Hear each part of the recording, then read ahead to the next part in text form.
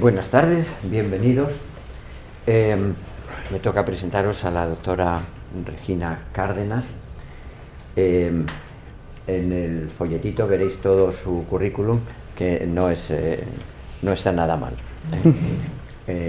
Pero sobre todo lo que tiene es no solamente el currículum, sino la experiencia de la clínica y experiencia también de toda la problemática que aparece en el ámbito de la ginecología y de la sexualidad de los matrimonios. También tiene gran experiencia en cooperación.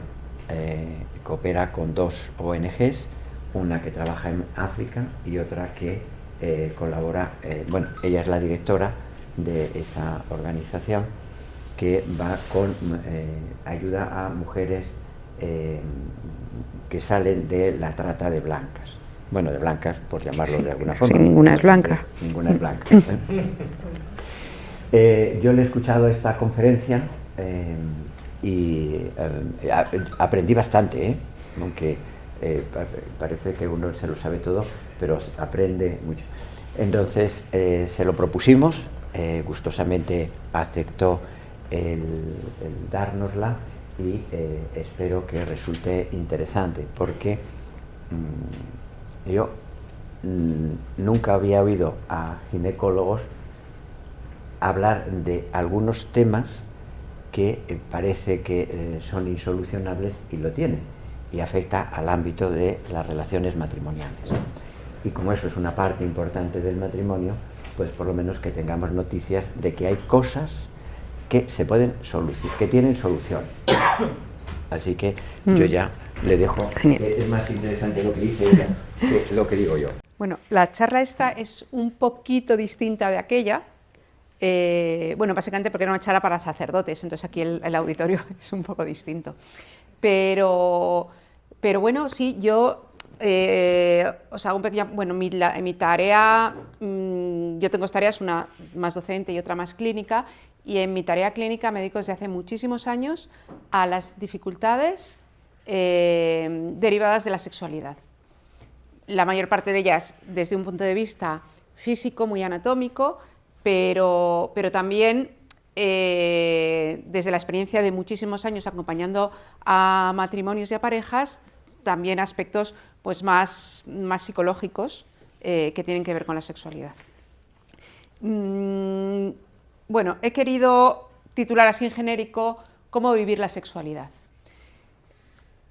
La mayor parte de la charla la voy a centrar en un perfil que es el que... yo tengo dos perfiles de pacientes típicos que presentan dificultades en las relaciones sexuales. El primer perfil es el de mujeres que empiezan a tener sus primeras relaciones sexuales y que desde el principio experimentan dolor, dificultad, imposibilidad, inapetencia, imposibilidad de llegar a un orgasmo.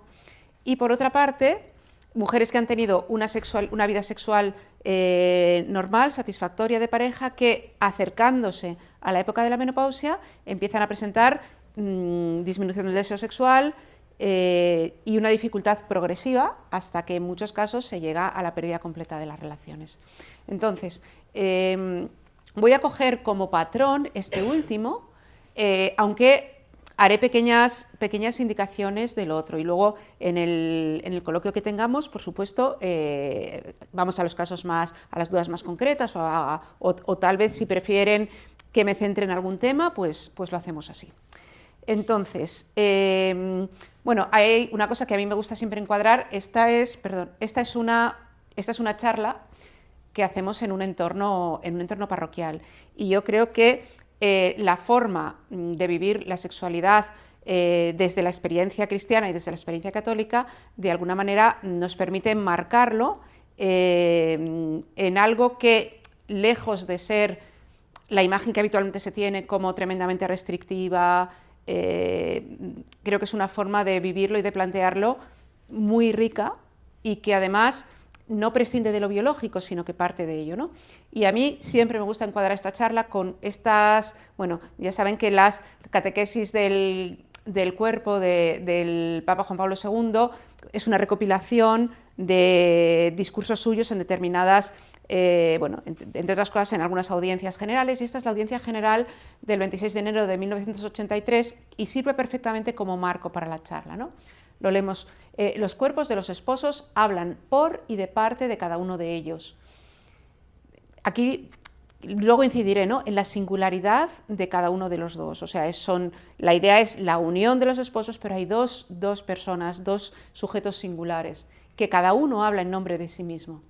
Hablarán en nombre y con la autoridad de la persona, de cada una de las personas, entablando el diálogo conyugal propio de su vocación y basado en el lenguaje del cuerpo, releído a su tiempo, oportuna y continuamente. Lo que yo quiero mostrarles en esta charla es cuál es el lenguaje del cuerpo. Reconozco mis déficits grandes en lo que respecta a la sexualidad masculina. Vamos, no es que sean déficits grandes, es que para mí hay es muy, quiero decir, no es simétrico lo que conozco de la fisiología y de la sexualidad de la mujer y lo que conozco de la fisiología y la sexualidad del hombre. Por eso, bueno, reconozco mis límites y será una charla grandemente centrada en la fisiología de la mujer. Voy a la última frase. Tenemos que mirar la sexualidad del matrimonio, evidentemente como algo que culmina una vocación, pero que es un lenguaje permanente y continuo. Y además es un lenguaje que hay que valorar en cada ocasión y de manera continua. Es decir, es cambiante, es evolutivo. Y además la mujer es mucho más cambiante y mucho más evolutiva que el hombre. Por eso solo podemos comprenderlo bien si lo ponemos en ese marco. Vamos a empezar desde lo más fisiológico, porque solo comprendiendo la fisiología de este proceso vamos a poder comprender sus problemas. Entonces, hay una cosa de la que no tenemos duda, que es el instinto sexual es un potente mecanismo de evolución. Nosotros lo hemos socializado, lo hemos sacralizado, pero en el fondo hay un instinto y es bueno, pues el instinto que lleva a una pareja de macho y de hembra a unirse. ¿Por qué existe la sexualidad? Si se abstraen un poquito de otras cosas y van al puro acto sexual, a la cópula, pues bueno, a ver, estos precisamente no copulan mucho, pero a la cópula entre dos mamíferos, es un acto bastante extraño, ¿no? El llegar a hacer un acto como la cópula, que requiere posturas, pues imagínense cualquier pareja de animales, este imaginario que tenemos de los documentales de animales, ¿no? Es un acto complejo, extraño, raro, que supone una situación de no equilibrio, que puede ser molesta para uno de los dos, que lleva a dos parejas de animales que no tienen cultura, conocimiento, que no tienen formación sobre nada, que no saben lo que es tener hijos. ¿Qué les lleva a hacer eso? Les lleva el instinto. ¿Y ese instinto qué es? Es una inquietud, y esa inquietud se vive como una sensación desagradable y ellos buscan cómo aliviar esa tensión o esa inquietud. Si nos ponemos en lo mismo, comer fuera de la socialización, fuera de lo que conocemos, es un acto extraño. Yo abro un orificio de mi cuerpo e introduzco cosas dentro. ¿Por qué empiezo a hacerlo? Pues porque tengo una sensación desagradable, que es el hambre, y yo calmo esa sensación desagradable haciendo algo que beneficia, que es un beneficio evolutivo para mí. El instinto sexual es lo mismo. Se calma una sensación de disconfort, que es una excitación no fluida, para garantizar con ello que las especies se van a unir y van a procrear. Por tanto, esto no tenemos que perderlo nunca de vista porque nos va a dar la explicación a muchísimas cosas. Por tanto, en esa misma línea de explicación, tenemos claro que la finalidad biológica del sexo es la reproducción. ¿De acuerdo? En esto es biología pura. La doctrina de la Iglesia va en esta línea, ¿no? Humane Vitae 14, la finalidad del sexo en la pareja es unitiva y procreativa, ¿verdad? Pues evidentemente el sexo ocurre de manera espontánea en los mamíferos para reproducirse y en nosotros pues la finalidad biológica, la finalidad con la que está hecho el aparato genital de la mujer y el aparato genital del hombre es la reproducción. ¿Cuál es el asunto? ¿Cuál es el problema de esto? ¿Qué pasa cuando no me puedo reproducir? Si yo ya no me puedo reproducir por varios motivos. No me puedo reproducir porque no estoy en mis días fértiles. Cuando yo no estoy en mis días fértiles no me puedo reproducir. Porque estoy gestando, estoy embarazada o estoy lactando, no me puedo reproducir. Y sobre todo, ha acabado mi vida fértil, estoy en la menopausia, ya no voy a poder reproducirme jamás. ¿Qué ocurre cuando no me puedo reproducir? ¿Qué ocurre con esa finalidad biológica del sexo? El sexo pierde su finalidad biológica. El sexo ya no sirve para nada. Con la llegada de la menopausia desaparece el instinto. Desaparece con la maternidad, o sea, con el embarazo, desaparece con la lactancia, pero desaparece temporalmente y luego vuelve. Con la llegada de la menopausia, el instinto desaparece absolutamente. No tiene ninguna finalidad, no tiene ninguna función. Por tanto, todo lo instintivo del sexo va a desaparecer. Esta es una de las cosas que cuando yo cuento esto en mi consulta, y de verdad les digo, cuento esto 20 veces al día, todos los días, y todos los días la mujer a la que se me lo cuento se queda sorprendida y dice, ¿por qué esto no me lo han contado antes? ¿Por qué esto no se lo ha contado a mi marido nadie? ¿Por qué me he pasado todo este tiempo pensando que yo era rara, que yo era extraña, que yo tal? Cuando hablamos con las mujeres embarazadas, lo mismo. O cuando, esta oscilación tan grande que experimentamos las mujeres en el deseo sexual a lo largo del ciclo, ¿no? ¿Por qué? Bueno, pues porque probablemente, primero, ya lo comentaré después, en historias de sexualidad la gente miente más que habla. O sea, yo es de las cosas en las que veo que más se miente, en las que veo que los medios de información desinforman más, en las que veo que hay más falsedad, más mentira, más fakes, de todo. Pero esto es incontestable. Con la llegada de la menopausia desaparece el instinto. ¿Qué instinto desaparece? ¿Qué es el instinto, no? Volvemos un poco al símil de la comida.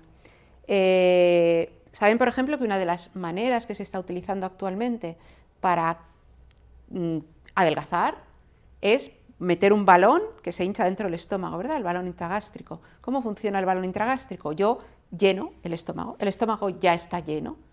Como está lleno, no experimenta la sensación de vacío que me produce el disconfort que me lleva a comer. Por tanto, yo no voy a comer instintivamente, pero puedo comer sin ganas de comer porque hay algo una situación en la que, bueno, pues socialmente tiene sentido comer, o porque hay algo que digo, mira, no tengo nada de hambre, pero es que las fresas con chocolate me gustan de tal manera que aún sin hambre me las voy a comer, porque sé que no tengo ganas de comerlas, pero cuando las tenga en la boca las voy a disfrutar un montón, ¿no? Pues esto es un símil bastante parecido. Cuando llega la menopausia o cuando estoy en esas otras situaciones que les he comentado, no tengo un deseo de sexo instintivo. ¿Y a qué me refiero?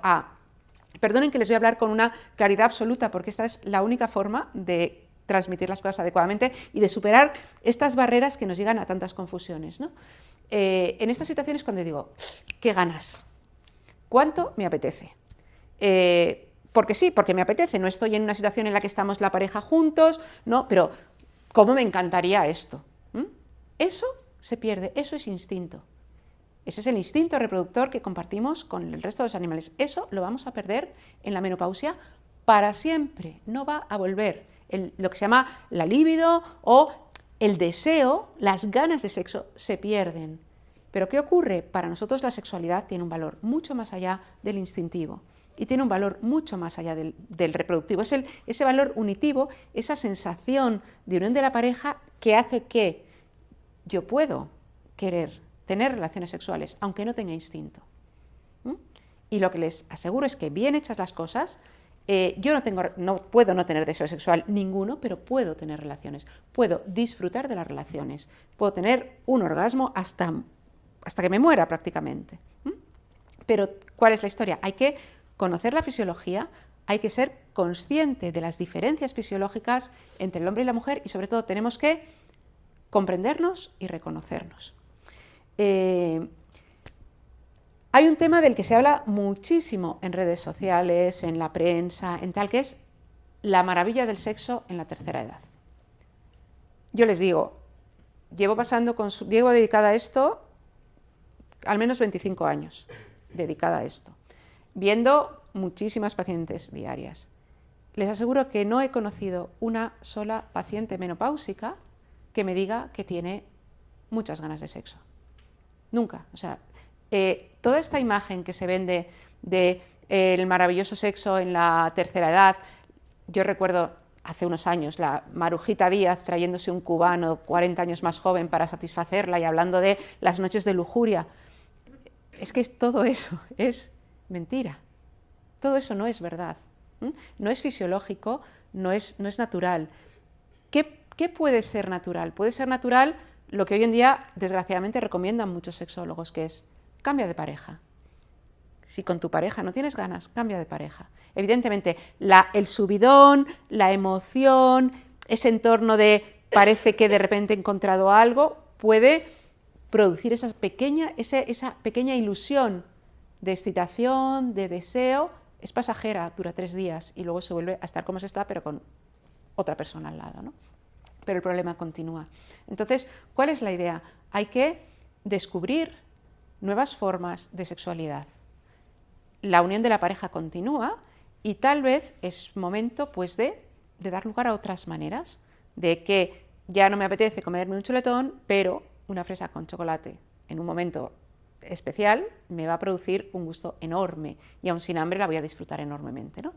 Quedémonos un poco con esa historia. Evidentemente lo que no va a volver es la gran juerga sexual, 2 orgasmos simultáneos, una cosa que, a ver, yo claro, vuelvo a reconocer, yo doy la visión de la mujer porque es la que yo he vivido y la que escucho continuamente, ¿no? La verdad es que escucho muchas parejas juntas, con lo cual también les puedo decir, pero una de las cosas que más me cuentan las mujeres y su principal problema es, esta frase se repite casi siempre, por mí no tendría relaciones sexuales nunca más, pero yo sé que para mi marido es muy importante, yo quiero a mi marido, pero él está enfadado, frustrado, triste, porque yo no le busco, entonces ya no te gusta, ya no quieres, ya...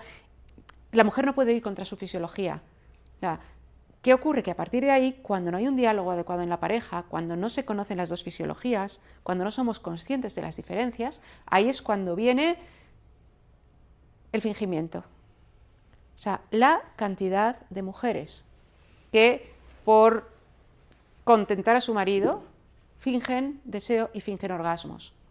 Y lo que tienen en el fondo es un sufrimiento continuo. Entonces, esto no vuelve. Vuelven cosas maravillosas, vuelven cosas plenas, vuelven formas de unión increíbles, pero esto no vuelve. Y la gran tragedia, y esto también se lo digo, es que lo he visto, este es un ejemplo que tuve en la consulta, hoy es el miércoles pasado, de una pareja que me llega, 70 y algo de años, y ella pues ha tenido un problema, la han operado, la vagina se ha quedado encima más pequeña y simultáneamente, mientras ella ya no puede más, el marido ha empezado a tomar Viagra, que se la recomienda el urólogo. ¿Por qué? Porque él le ha dicho que es que él no consigue y entonces pues y viene el marido tomando Viagra y la mujer con una vagina que no entra absolutamente nada porque le han hecho una cirugía que se la han recortado prácticamente toda. Esto pasa continuamente y pasa continuamente porque también hay mucha sensación de yo tengo que estar a la altura, yo tengo que cumplir, y aunque en este momento fisiológicamente el hombre tampoco tenga una capacidad plena, tiene esa autoexigencia de yo tengo que estar ahí, y llegamos a situaciones tan absurdas, pero tan frecuentes como esta que les he contado. Entonces, bueno, transitemos aquello que nuestro cuerpo nos permita. Esto es una maravilla, a los 20, a los 30, a partir de los 40 tambalea y a los 50 no llega.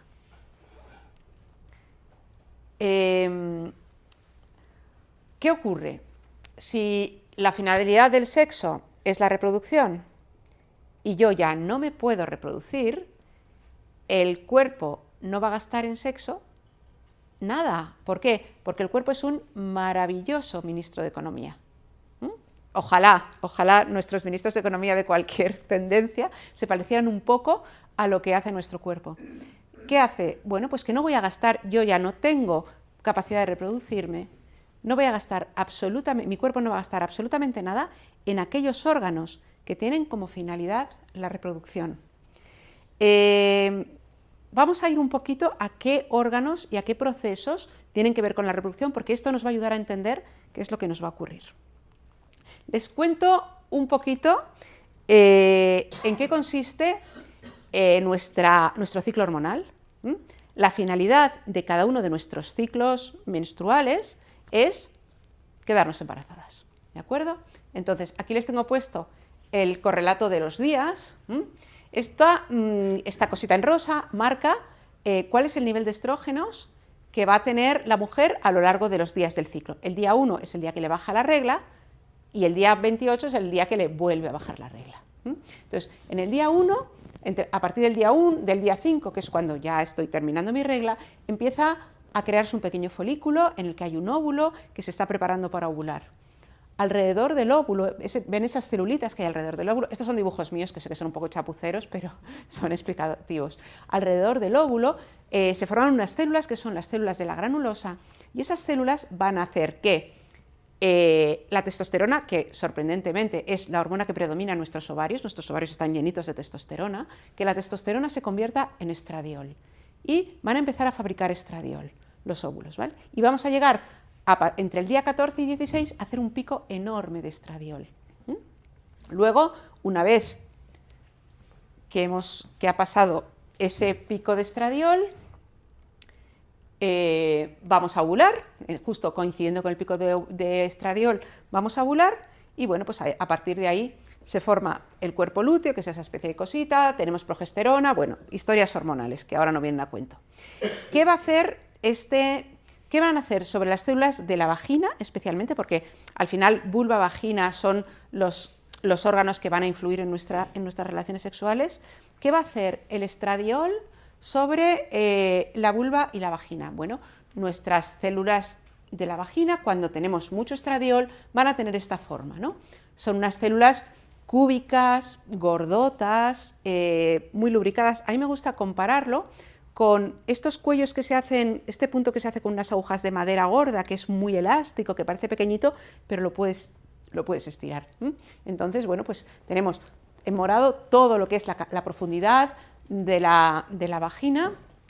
¿Qué ocurre cuando con una mucosa vaginal así, yo tengo relaciones sexuales? Yo distiendo la vagina y esas células, distiendo la vagina y estas células que tienen esta estructura tan esponjosa, pueden estirar perfectamente. Estiran, además están muy lubricadas, no hay problema, esto me pasa, pico de estradiol, mi vida fértil, esto funciona. ¿Qué ocurre cuando no tengo estradiol? Bueno, pues cuando no tengo estradiol, mis células de entrada son así. Son mucho más planitas, son mucho más bajas. Al ser más planitas, más bajas y más pequeñas, hacen que ya de entrada la vagina se cierre un poquito, con lo cual la vagina ya es un poco más pequeña y además no lubrica. ¿Qué ocurre con la penetración? Pues ocurre que esta mucosa se estira y no puede estirarse, con lo cual termina produciendo pequeñas microroturas. La sensación tan frecuente es roce, sequedad o tengo la sensación de que se me va a romper. O sea, esta es la sensación más frecuente que experimentan las mujeres. ¿Por qué es esto? Porque tenemos una atrofia vaginal por falta de estrógenos. Y lo repito, en la menopausia es permanente, pero ocurre antes y después del pico ovulatorio y ocurre en el embarazo y ocurre en la lactancia y ocurre también en mujeres que tienen ciclos anovulatorios permanentes. Por ejemplo, es habitual en los ovarios poliquísticos o así. Y hay bueno, ya se lo comentaré, pero desde luego es extremadamente habitual en la utilización de anticonceptivos hormonales. Cuando yo tomo un anticonceptivo hormonal, lo que estoy haciendo es evitar que exista el pico ovulatorio. Luego volveremos a ello. Pero bueno, aquí estoy hablando solo de la entrada de la vagina. La vagina saben que es un codo, ¿de acuerdo?, que termina en el cuello del útero. Y vuelvo con mis dibujos, es que no, la vagina es un cuello, es un codo, y alrededor de la vagina tenemos unos músculos, que son los músculos del suelo pélvico, los músculos elevadores del ano, que van a sujetar, esto sí, vamos teniendo conciencia, ¿verdad?, de lo que es el suelo pélvico. Es como una especie de diafragma muscular que va a sujetar todos pues, nuestros órganos hacia arriba, y abrazan la vagina como si fuera un collar o unas pulseras. ¿Qué ocurre cuando yo tengo una penetración que me produce dolor, escozor, dificultad? Lo que ocurre es que estos músculos se van a contraer. Puro instinto. Si yo pretendo, tengo una vela y pretendo quemarme con ella, por mucho que me mentalice, al final mis músculos van a hacer un arco de protección y se van a retirar. ¿De acuerdo? Yo tengo, en el fondo del cerebro, hay una zona más profunda que se llama la circunvolución cingulada, que es la que se encarga de todos los mecanismos de supervivencia. La circunvolución cingulada se activa, anula mi córtex voluntario y yo voy a retirar mi brazo. Bueno, pues por muchas ganas que tenga yo de tener relaciones sexuales, por mucho deseo, por mucha voluntad que ponga, si yo tengo dolor, mis músculos van a hacer así. Y van a hacer así una y otra y otra y otra vez y otra vez y otra vez y otra vez hasta que se vuelvan, pues eso, como cuando yo trabajo un bíceps y se vuelve así. Entonces, cuando yo veo a la mujer me encuentro como dos pedazos de barras de hierro ahí, duras, duras, duras. ¿Por qué? Porque se han contracturado de manera crónica. Entonces, es una sensación bastante habitual también, que es como si fuera imposible y es un dolor como casi una puñalada que luego sí, luego lo consigo. Pero al principio es esta sensación y es el hipertono. Al final, ¿qué es? Nuestro cerebro intentando protegernos. En este sentido, nuestro cerebro dice, ¿pero qué está haciendo esta mujer? ¿Pero qué está haciendo? O sea, no. Pues esta es la sensación. Y esto es un poco lo que tenemos que ir conociendo. Y todo esto, os cuento, todo esto que llevamos hasta ahora son cosas identificables y tratables. Nada no tiene solución. Pero bueno, la cuestión es que si no lo identificamos, si no lo tratamos, nos metemos en esta cascada que es atrofia vaginal. La atrofia vaginal produce dispareunia. La dispareunia es el dolor, ¿vale? Cuando hablamos de dispareunia nos referimos a dolor en la penetración. El dolor en la penetración produce vaginismo. ¿Qué diferencia hay entre dispareunia y vaginismo? La dispareunia es el dolor que se produce con un estímulo físico sobre esa zona. El vaginismo es el dolor que se produce sin necesidad de estímulo físico. Yo siento dolor por el mero hecho de pensar en la posibilidad de tener relaciones sexuales. O aunque no tenga sequedad, o aunque no tenga nada, simplemente el tocar me produce ya dolor. ¿Por qué? Porque todos estos mecanismos centrales del dolor ya están activados. O sea, a mí ya me duele simplemente compensarlo. Mi cerebro ya se ha activado de manera crónica. Es lo que llamamos los dolores centrales. Evidentemente, una mujer que tiene dolor, que le resulta el roce simplemente o la idea le duele, hace que ninguna relación sexual sea satisfactoria. Y evidentemente, una relación sexual no satisfactoria va a llevar a buscar cualquier excusa, cualquier forma, cualquier manera de disminuir la actividad sexual. ¿De acuerdo? Esto es fisiológico. O sea, que esto ocurra no es que una mujer sea rara, no es que una mujer esté enferma, no es que una mujer se haya buscado otro hombre. Que esto ocurra es que una mujer es mujer menopáusica y tiene un proceso fisiológico en el cual la sexualidad no tiene sentido. Ninguna especie mamífera fuera de la vida reproductiva tiene relaciones sexuales, ninguna. Esto es una construcción nuestra. Realmente también es una construcción nuestra ser menopáusicas. ¿Por qué? Pues porque, les cuento, en el año 1900, y eso en la evolución es hace 3 segundos o menos, en el año 1900 la esperanza de vida media en la mujer española era de 48 años. Y, por supuesto, era viuda porque el marido había muerto 2 años antes, por supuesto, tenía nietos porque había empezado a parir a los 15, y con 40 y algo pues ya lo tenía todo hecho, y era una viuda con un pañuelito negro esperando a la muerte calentándose en el brasero. ¿Qué ocurre? Que ahora en la menopausia somos mujeres en el pico profesional, con hijos, bueno, yo lo estuve muy pronto, pero en general con hijos adolescentes, en un momento en el que profesionalmente se te exige muchísimo porque ves que llegan por detrás, pues eso, las millennials que se lo saben todo y te consideran como del Pleistoceno medio, y encima tienes que ser maravillosa en tu casa porque ya necesitas una casa ordenada, ya tienes unas exigencias culinarias que no las tiene cualquiera, y encima esto. Y además tienes que sacar el abanico cada 2 por 3. Entonces, es una situación, de verdad, las que la hemos vivido o las que la estamos viviendo, pues realmente compleja, ¿no? Vuelvo un poco a esta imagen para recordarles esto. Del día 12 al día 16 del ciclo, mientras soy fértil y no estoy embarazada y no estoy lactando, solo estos días mi cuerpo está preparado para el sexo. El resto no. El resto no.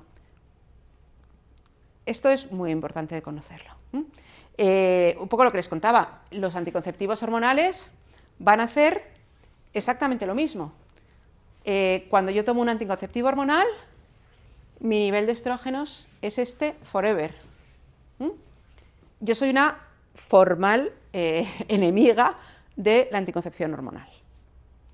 Creo que es uno de los grandísimos engaños que se ha hecho a las mujeres. Hay miles de mujeres tomando anticonceptivos porque me duele la regla, porque tengo no sé qué, porque tengo no sé cuál, cargándose absolutamente toda su fisiología. Pero bueno, eso puede ser motivo de otra charla.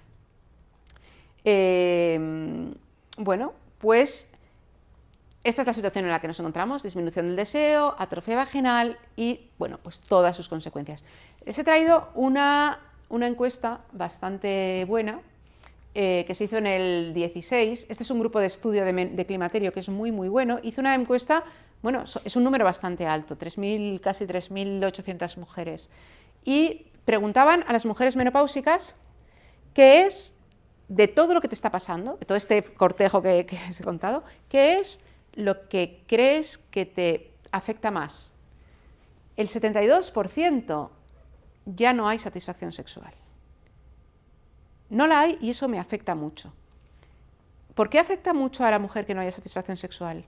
¿A una mujer que no tiene pareja le afecta no tener satisfacción sexual? No importa absolutamente nada. ¿Por qué le afecta? Porque percibe el desajuste que produce en su vida matrimonial o en su vida de pareja.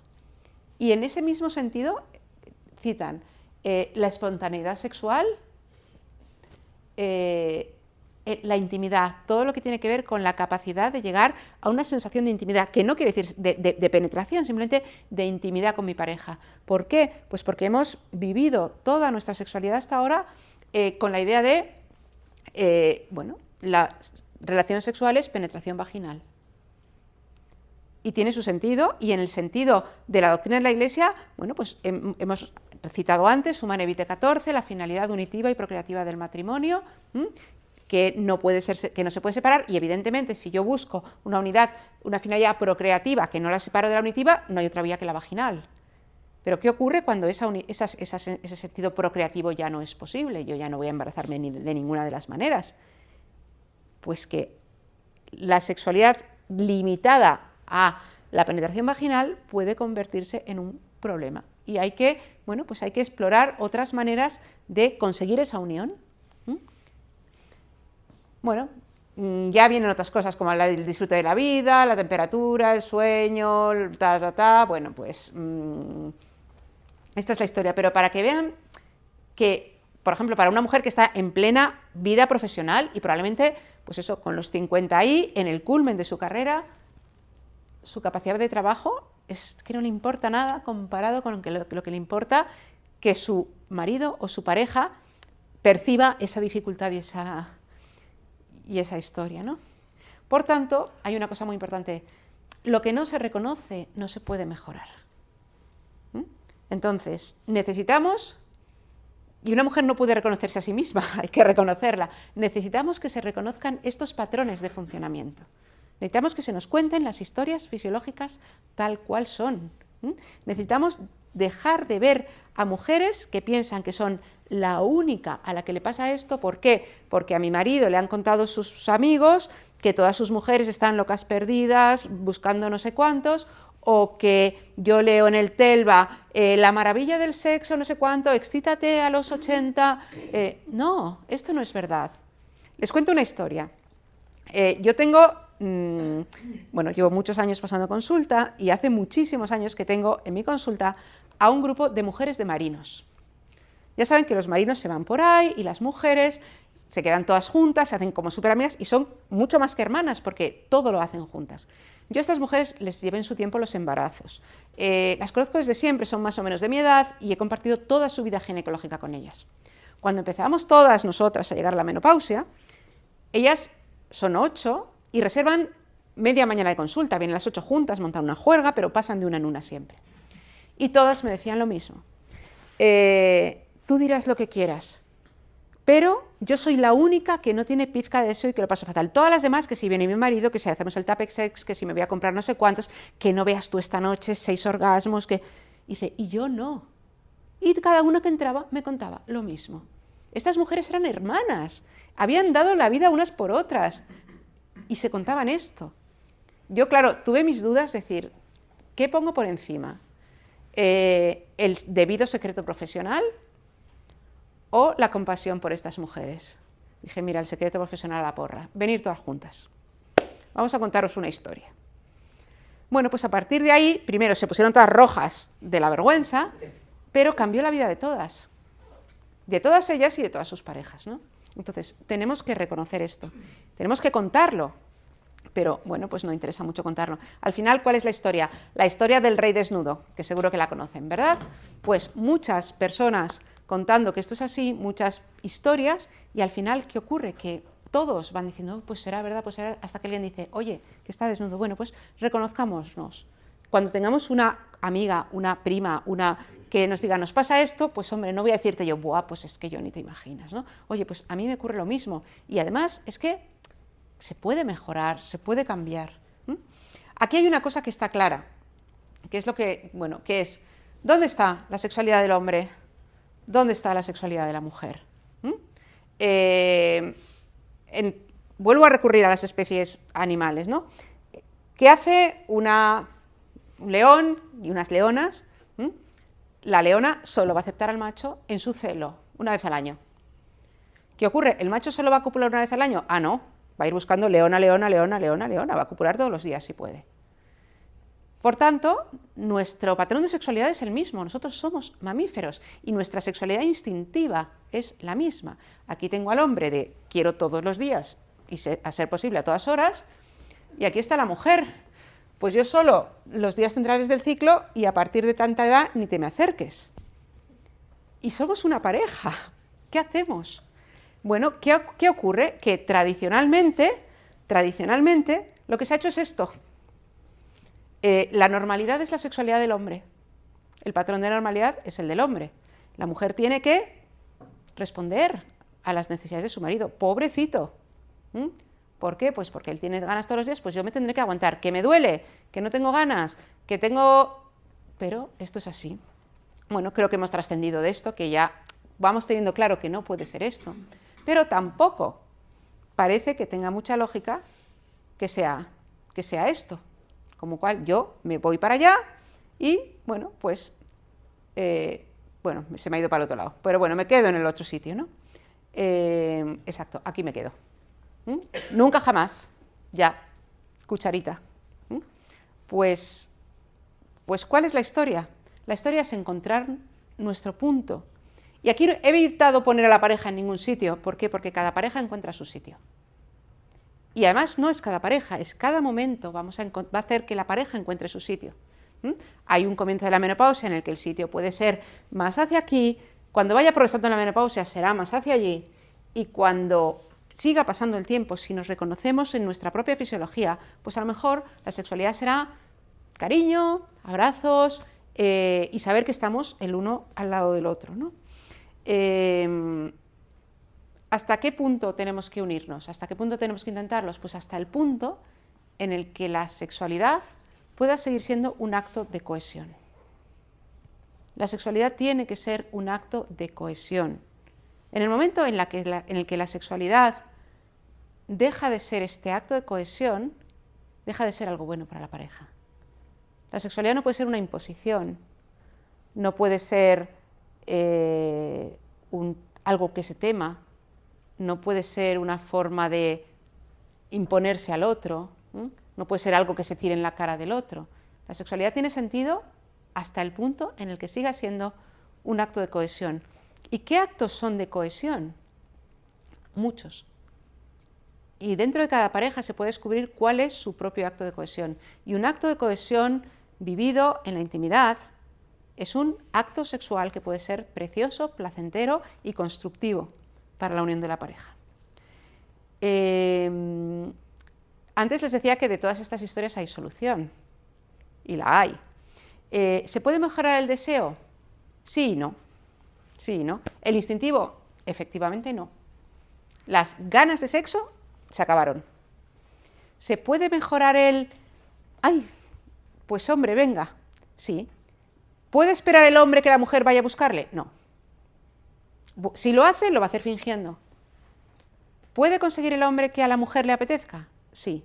¿Cómo? Conociéndola, comprendiéndola, intentando, pues eso, diálogo, qué nos une, qué hemos traído hasta aquí. A veces eso implica hacer unas relecturas que no siempre son fáciles del pasado que tenemos, pero siempre son positivas. Ahora, eso sí, ¿puedo evitar la atrofia vaginal y toda esa cascada que va a desencadenar la dificultad? Por supuesto que puedo hacerlo.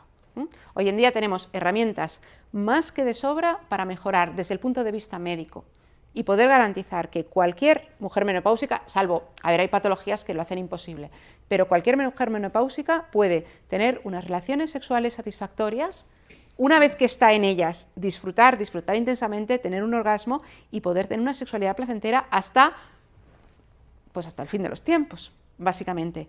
¿Qué tenemos? Bueno, hidratantes y lubricantes, vale, pero no sirven para mucho. Ácido hialurónico, que se vende por ahí, vale, pero no sirve para mucho. Pero realmente lo que funciona son los estrógenos locales. Esto no quiere decir una terapia hormonal, que ese es otro tema, y ya lo hablaremos en otra ocasión si quieren, pero sí que es cierto que utilizando estrógenos locales en la vagina que no tienen efectos secundarios, que no aumentan el cáncer de mama ni ningún otro tipo de cáncer, que no dan ningún tipo de problema, podemos conseguir que esa mucosa que veíamos así toda planita y que se estiraba y se rompía, vuelva a ser una mucosa elástica. Que tenemos que tener conciencia de que existen fisioterapeutas de suelo pélvico, que toda esa contractura que tenemos se puede tratar. Y ya les digo, la sensación y la experiencia que tengo en la consulta es que la práctica totalidad de las veces conseguimos recuperar un porcentaje muy importante de lo que perdimos. Que es algo que evidentemente una vez que lo dejé tratar lo pierdo, pero podemos tener una sexualidad suficientemente saludable como para disfrutarla. Y bueno, pues de lo que se trata es esto, de continuar y continuar disfrutando de la sexualidad, reconociéndonos y haciéndola apropiada a la situación y a la edad. Y esto es todo.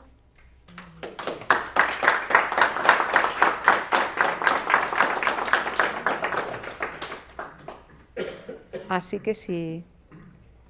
La verdad es que me he centrado mucho en la menopausia. Les comentaba también así simplemente por hacer un pequeño apunte, porque creo que vamos en hora, ¿no? Sí. Por hacer un pequeñito apunte, es bastante habitual tener una dificultad muy intensa con las primeras relaciones sexuales, pero luego disminuye, cede, pero hay un número relativamente importante de mujeres, y yo me encuentro muchísimas, que no cede nunca y que las ven y las ven y las ven y las ven en consultas y a ver si tengo alguna diapositiva. Las ven en consultas y las siguen viendo en consultas y no cede aquello. A ver si tengo aquí. No tengo más. Y no tengo wifi, bueno, da igual. Bueno, pues hay ocasiones en las que el himen no se ha terminado de romper del todo, quedan pequeños restos de himen que se quedan fibrosos y producen una dificultad intensísima y un dolor grande en la menopausia. Y sí que es cierto que la mayor parte de los ginecólogos que no están formados específicamente en este tipo de dificultades, las exploran y les dicen, pues está todo bien. Ya les digo, yo todos los días recibo mujeres que han hecho un periplo de 40 sitios y les han dicho siempre que está bien, hasta que, bueno, los que nos dedicamos específicamente a esto, pues sabemos que esto o esto puede ser, ¿no? Entonces, ¿y qué ocurre? La mayor parte de las mujeres han considerado que era su cabeza, que estaban, bueno, pues que tenía un problema psicológico, que voy al sexólogo, que me dice que me busque otra pareja, que me dice que me mire no sé cómo, que me dice que me... Entonces, bueno, al final, lo que sí que es cierto, y esto se lo digo desde la experiencia profesional de muchísimos años, es que no hay prácticamente dificultades con la sexualidad de origen estrictamente psicológico. Sí que es cierto que una mujer que tiene un dolor permanente y que todo el mundo le dice que no le pasa nada, tiende a tener luego un trauma con ello. Pero originariamente el 90-95% de los casos son pequeños problemas físicos que son absolutamente identificables, que la mayor parte de ellos se solucionan con mínimas y pequeñas intervenciones quirúrgicas de 3 minutos, que se solucionan para siempre, y que incluso en la menopausia todo esto se puede solucionar. O sea que, bueno, ¿qué pasa? Que como es un tema todavía súper tabú, siguen llegando continuamente personas con esa sensación de, es que yo creo que tengo un problema psicológico y pues no, realmente el 90 y tantos % de las dificultades en la sexualidad son exclusivamente causas fisiológicas y tratables. ¿Alguna duda? ¿Alguna pregunta? Es un tema del que es difícil preguntar, yo ya lo sé, pero...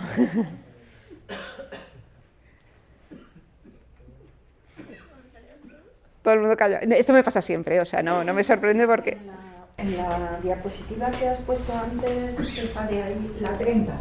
En la 30, vamos a la 30, sí, esta. Sí, iba a preguntar eso, lo del láser CO2, porque has hablado de Sí. El láser CO2 tiene, es como el estrógeno local, pero en caro, básicamente. Quiero decir, al final tiende a hacer lo mismo, lo que hace, bueno, no exactamente igual. Vamos a ir, espera, voy a irme a la diapositiva en la que enseñaba las celulitas. Aquí, estas. Vale, esto, bueno, un poco la idea, lo que hacen los estrógenos es que voy a pasar de esto, de las de la izquierda, que es donde estoy sin estrógenos, voy a volver a esto. Esto hace el estrógeno. ¿Y eso qué? ¿Estrógenos locales? No, estrógenos locales me refiero a cremas, óvulos de estrógenos. Evidentemente, una mujer que haga terapia hormonal sistémica, que tome terapia para la menopausia, parches, pastillas para la menopausia, esto va a mejorar muchísimo, va a estar así. La que no lo tome, pues va a estar en la otra situación. Entonces, lo que hacen los estrógenos es esto. Vuelvo a estar en esta situación. Lo que hace el láser lo que hace es que va a producir miles de pequeños cortecitos en esta mucosa y va a llegar a la capa basal y en la capa basal va a estimular que esto vuelva a crecer. O sea, es un mecanismo menos fisiológico y un poco yo creo que tiene sentido. Bueno, primero, lo venden muchísimo porque, o sea, se gana una pasta tremenda con el láser. O sea, el láser es carísimo y hace lo mismo que las cremas, que la crema cuesta 10 euros, pues esto cuesta 2.000 y ahí hay un montón de negocio. Pero sí que es cierto que tiene una serie de indicaciones. Por ejemplo, una mujer que haya tenido un cáncer de mama no puede ponerse estrógenos. Bueno, pues para esas mujeres, o una mujer que tenga un antecedente de una trombosis, o de un derrame cerebral, o de un infarto, esos perfiles de mujeres no pueden utilizar estrógenos. Entonces, en esas, el láser es lo más adecuado. Pero no teniendo unos factores de riesgo, lo más fisiológico, lo más cómodo, lo que más, de alguna manera, te hace recobrar tu naturaleza, son los estrógenos locales. Y son segurísimos, se pueden tomar años y años y años, no hay problema con ellos. Cambian las cosas completamente los estrógenos locales. Yo lo que veo es que hay una falta de educación, la que tenemos los humanos. Hasta yo, que me creo que soy un profesional, pues no tengo ni puñetera idea de muchas de estas cosas. Entonces, pero es porque la educación que he recibido o la educación que se ha dado a la unión estaba muy... toda esta parte estaba como muy enmascarada, muy tapada. Después de la conversación llego a la conclusión, bueno, que me ha parecido muy interesante, pero que no tengo ni idea y que lo que de verdad hay que hacer es educar a la gente en general, chicos y chicas. Y luego, claro, me explico por qué están las separaciones con 30 años de matrimonio, con 25 años. Las entiendo perfectamente. Y una de las posibilidades puede ser este tema. Este tema hace muchísimo en esas cosas. Muchísimo, porque es decir, cuando llegamos a esta situación, hay muchas muchos silencios, muchas cosas no contadas, muchísima falta de diálogo, mucha vida cada vez más separada, pese a que aparentemente están juntas, ¿no? Y al final esto produce, es como la gota que colma el vaso, ¿no? En una pareja que realmente funciona, que se quiere, que está unida, las dificultades en la sexualidad se toleran de otra manera, ¿no? Esto, por ejemplo, antes que decía, es que en esta época teníamos una formación, la formación que tienen los jóvenes hoy en día, ahí lo pone en mi currículum, yo me dedico a esto y a adolescencia. O sea, no les quiero contar lo que escucho yo en la consulta. O sea, es que es... y yo siempre se lo digo, las mujeres de mi generación éramos infinitamente más libres de lo que son las mujeres ahora. Probablemente no teníamos una formación tan clara, pero bueno, teníamos nuestras ciertas ideas. Las chicas de hoy en día están muchísimo más expuestas a los caprichos salvajes de los compañeros, que esos compañeros tienen esos caprichos salvajes porque se les sale la pornografía por las pestañas. Quiero decir, entonces, los patrones de sexualidad que tienen los han sacado de la pornografía. Imagínense dónde vamos con esos patrones. Y así tenemos las relaciones están basadas prácticamente en el abuso, en la violación.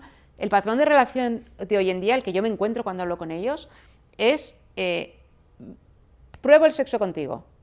Y si el sexo contigo me gusta, me planteo si tú me gustas. Claro, en esa situación del vas a hacerme esto y si no me haces esto, entonces ya no me gustas.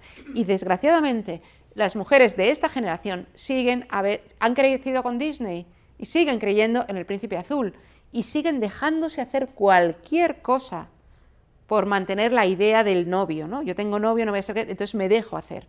Entonces, estamos en una época en la que nosotras hemos vivido infinitamente más libres, hemos tomado nuestras decisiones, hemos dicho sí, no, y cuando llegan estas cosas, pues algo nos queda de decir, oye, mira, es que no, pero estas crías, de verdad que están en plan esclava sexual del churri de turno, ¿dónde van?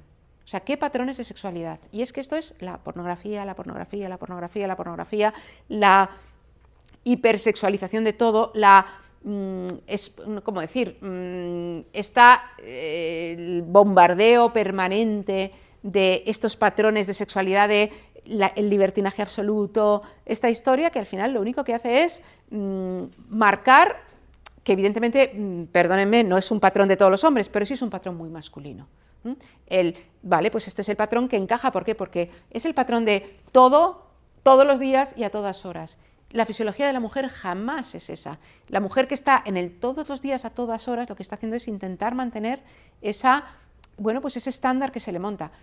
Aquí me voy a una derivada que no tiene nada que ver con la charla de hoy, pero que puede dar lugar a una charla de otro día, y es uno de los temas a los que yo me dedico como profesora de la universidad, es a lo que tiene que ver con la transexualidad.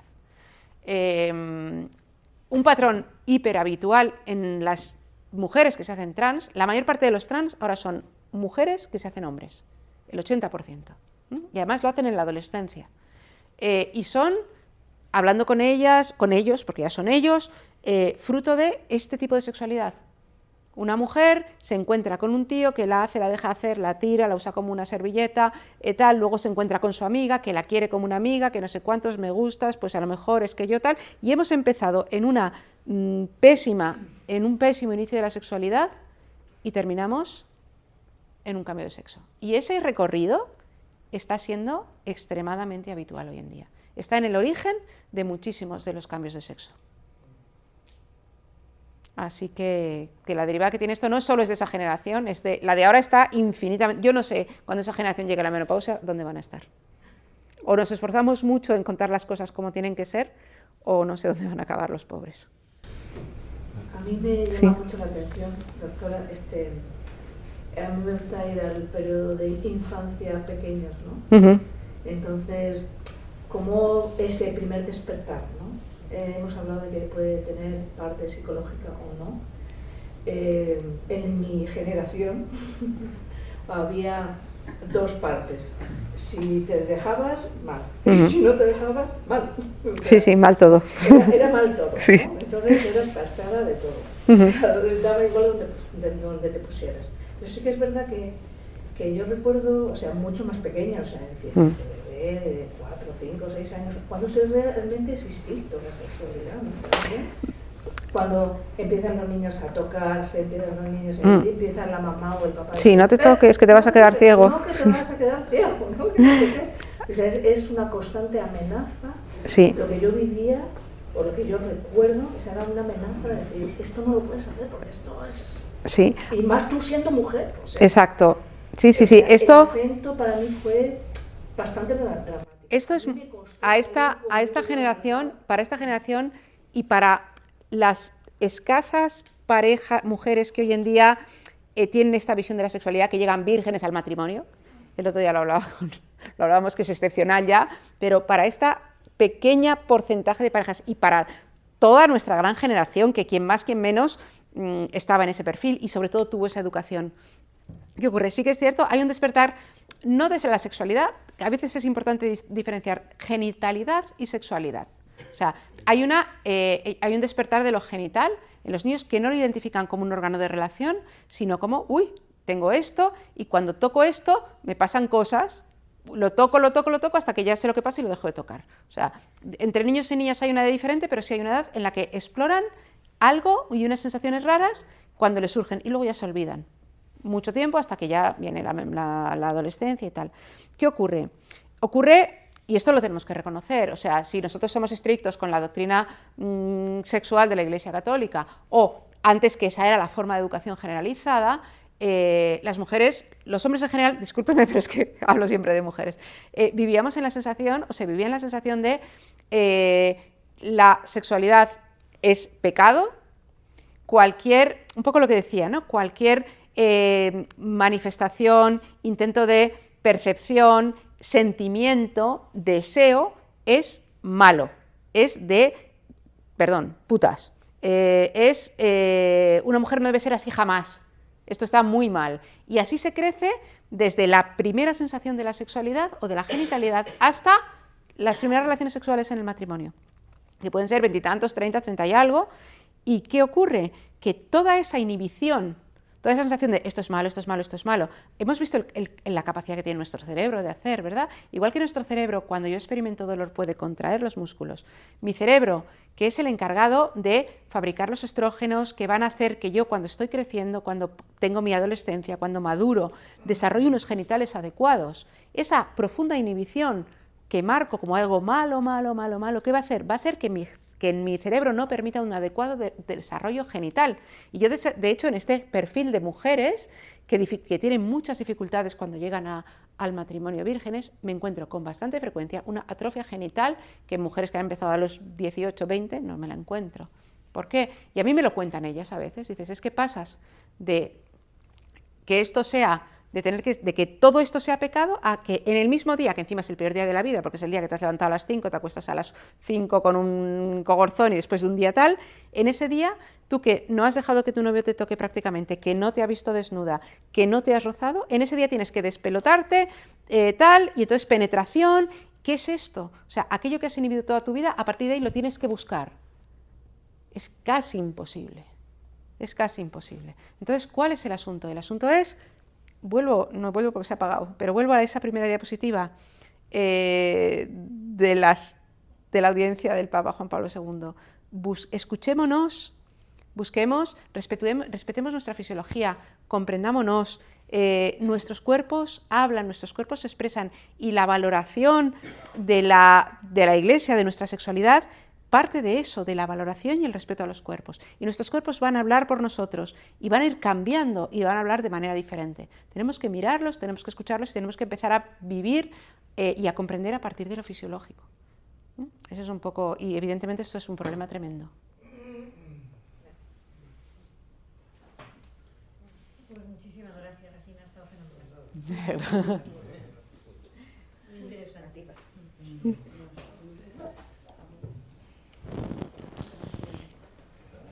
Pues nada.